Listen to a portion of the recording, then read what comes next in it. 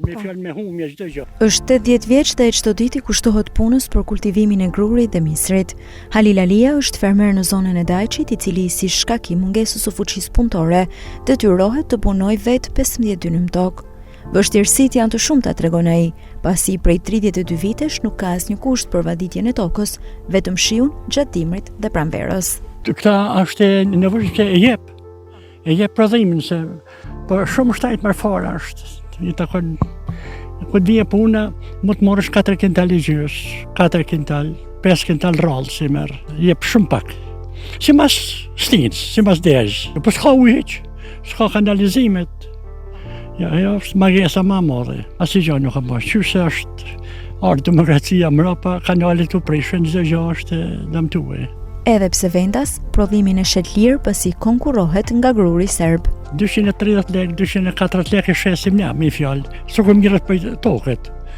Atë magazinieri bani fitim, po fitim pak bën edhe ai. Sa fitim shumë i pakët. Se hin nga jashtë, e marrin Jugoslavia, po marrin ata do të kenë kushtet më të mira si ja plotësojnë kushtet e jep prodhimin. Gruani mund të japin andaj na 6-7 kintal, këtu mund të japin 3 kintal.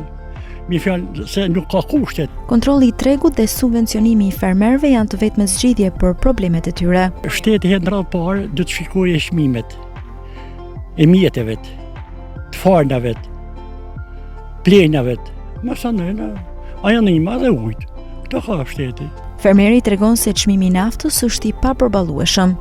Makinat si janë shtajt nafta 1800 lekë sa nuk e di mirë, po për shembull si ti kia për 20 dylum tokë, ose 15 dylum tokë, ose 10 dylum tokë, kur far ish lavërdia s'kem ata.